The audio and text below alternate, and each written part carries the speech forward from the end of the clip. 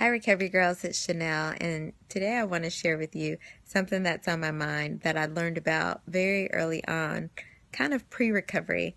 I was observing recovery, but not fully in there quite yet.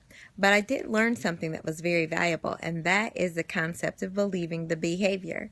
So when you live with an addict, you get used to hearing a lot of lies. The only thing is, you don't know their lies a good portion of the time.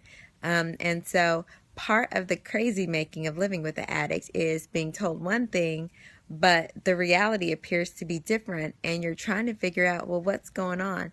It's actually part of gaslighting, and it's something that many addicts do. Well, I heard a speaker talk about believing the behavior, and he says that when you're dealing with an addict, they're lying probably a good portion of the time, but most importantly, you just don't know. So one way to gauge what is really true is by believing the behavior.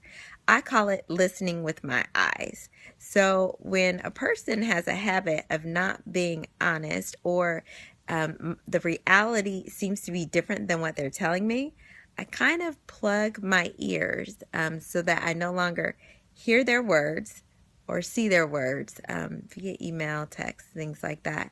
And I just start to watch their behavior, because what they do is going to tell me what's really going on far more than any amount of words can.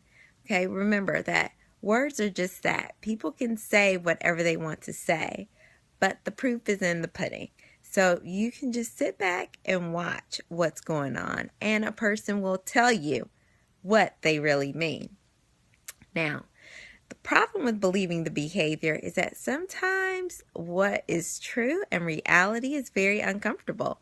And so we might prefer to live in denial, because that will allow us to be comfortable in a crazy situation for a period.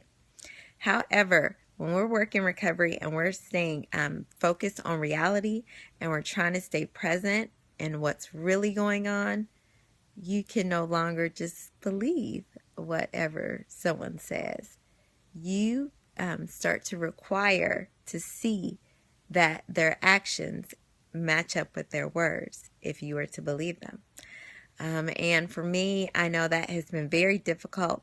A lot of times I'd rather just believe what someone is telling me, because that's the easier thing. And what they're telling me sounds good, and that's what I want to go with. But reality does not always paint the same picture.